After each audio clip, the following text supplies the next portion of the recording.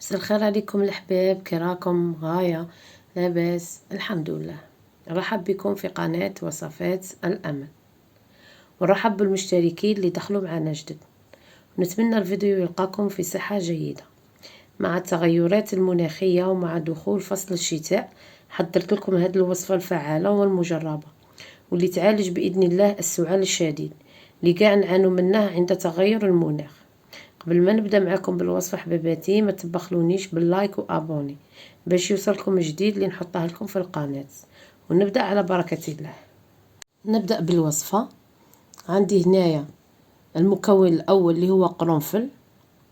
قرنفل خواتاتي هنايا هاولا اللي ما يعرفاش عود المسمار. قرنفل هنايا. وهنا عندي القرفه، وعندي الليم، وعندي الخل، كأس ماء، وكأس سكر، وزيت زيتون. هنا خواتاتي نديرو ملعقه كبيره تاع اكل تاع قرنفل يكون مطحون ومغربل. هنا خواتاتي قرنفل اللي يكون جديد كيما نقولوا تطحنوه وديروا به الوصفه، ما يكونش كيما نقولوا بارد عندكم. وهنا عندي قرنفل مطحون، عفوا القرفه مطحونه ومغربله. وعندي الليم. هنا الخل خواتاتي اللي يكون متواجد عندكم في البيت، خل الاسود ولا الابيض ولا تاع التفاح اللي يكون عندكم خل.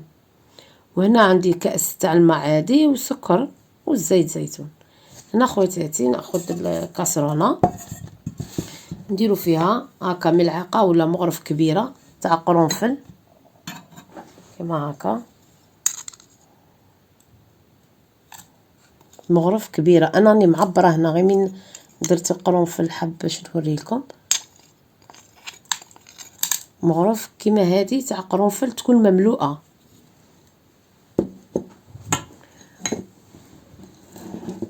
وهنايا قرفه كذلك مغرف كبيره تكون مملوءه تاني.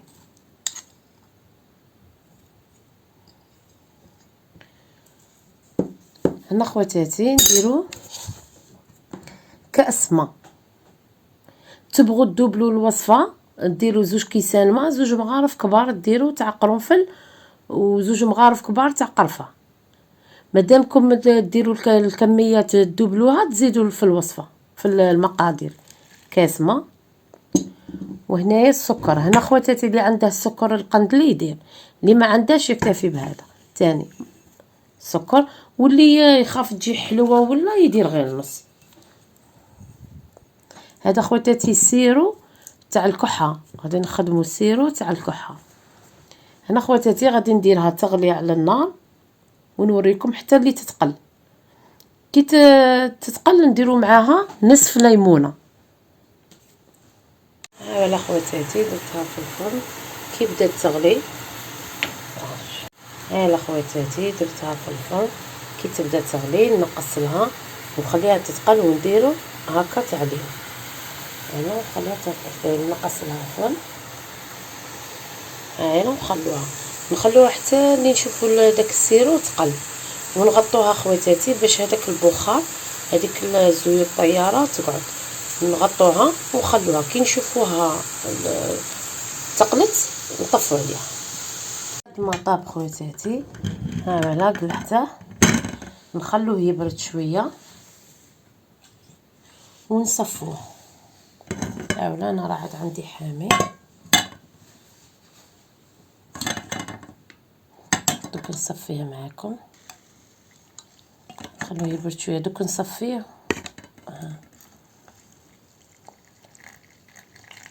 انا راني مصفيه معاكم هادو غير بغيت نوري ندير قدامكم. انا راني موجده وصفه دوك نوريها لكم.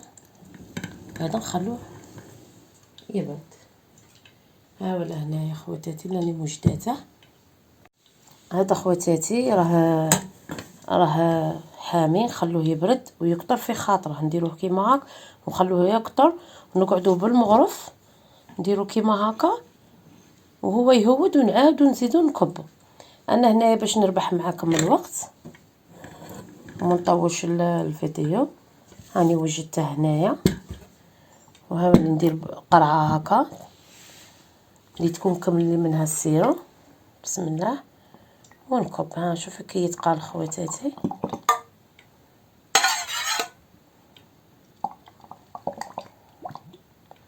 هذا راني شاربه منه انا والزوجه تاعي، هي تجي قلعه بريسك نيشان.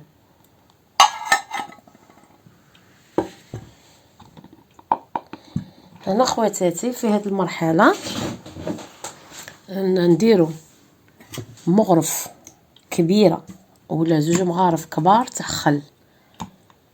لا انا غادي ندير زوج، تقدري ديري وحده تاع خل.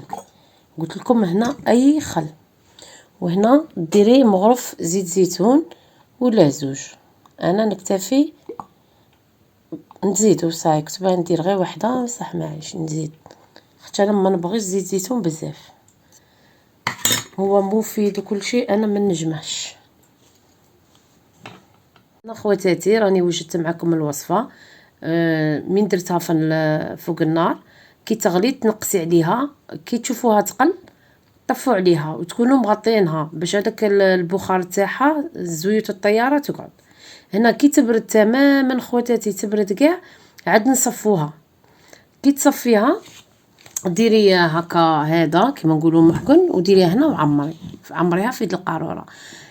كي هنايا خواتاتي كي تكون فوق الغاز وتبدا تغلي ديروا عليها داك الطرف تاع الليم، وبعد قلت لكم خلوها تبرد تماما ونصفوها ونديروها هنا في هذه القاروره. كي نديروها في القاروره نزيدوا عليها زيت زيتون والخل. هنا كميه الخل وكميه زيت زيتون نتوما كل واحد كان ما يحبش الخل ديروا زوج مغارف، بصح زيت زيتون كل واحد وشحال يدير، كل واحد. واللي انا من بعد ما نبغي زيت زيتون ما نبغيش نكثر. نتيا تبغي زيت زيتون ديري عادي، كي تبغي تشربي عملي هذه الطريقه هكا وشربي، وتشربي في اي وقت، في اي وقت شربي. ولما تجيك الكحه صدرك يحكمك يقفل عليك شربي. ما فيهاش كيما نقولوا 3 مرات في النهار ولا 4 في النهار، وين ما تجيك الكحه او السعال شربي. وهنا خواتاتي بالنسبه انايا للزوجه تاعي هي الوصفه كيما راهي هنا في القاروره اللي عطاتها لي، قالت لي تصفيها، بصح انا خواتاتي لقيت نتيجه افضل من ما نصفيهاش. انا الزوجه تاعي كي درتها له بالخف حبست لها الكحه من ما صفيتهاش. انا هذه هي التجربه اللي جربتها، والله اعلم كل واحد وكيف. انا بصح الطريقه الصحيحه اللي عطاوها لي تصفي المقادير تصفيهم. قلت لك للزوجه تاعي ما صفيتهمش كيما هكا كيما في الفرن، خليتها تبرد، عمرتها في قاروره ودرت لها زيت زيتون والخل، وقعد يشرب وين ما يقعد يكح يشرب. وتاني مليحه اللي رائحه الفم اللي عندها رائحه الفم الكريهه، تاني مليح لهاد الوصفه، تحسي بالقو شباب في فمك، مليحه هاد الوصفه بزاف. ونتمنى ان شاء الله اللي مريض ربي يشافيه، وما ينسوناش بالدعاء احنا تاني. ونتمنى ان شاء الله يا ربي ما تبخلونيش بالجام وابوني باش يوصلكم جديد اللي نحطها لكم. اللي مريض الله يشافيه، وفي امان الله.